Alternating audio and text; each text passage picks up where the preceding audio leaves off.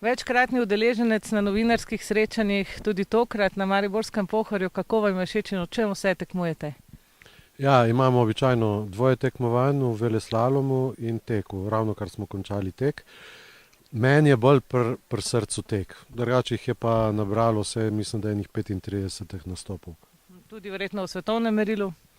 Ja, na svetovnih prvenstvih sem bil dvakrat, ja, ena medalja svetovnega prvaka je doma.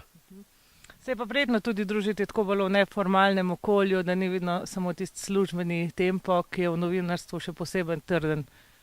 To je vodilo, ne, ker pridemo sem zaradi tega, ker radi smučamo, ampak najmanj tako pomembno je pa to druženje, prijateljstvo, se sreča s kolegi, res ti za en teden pozabiš vse stvari in zamenijo bistveno bolj prijazni občutki. Super je.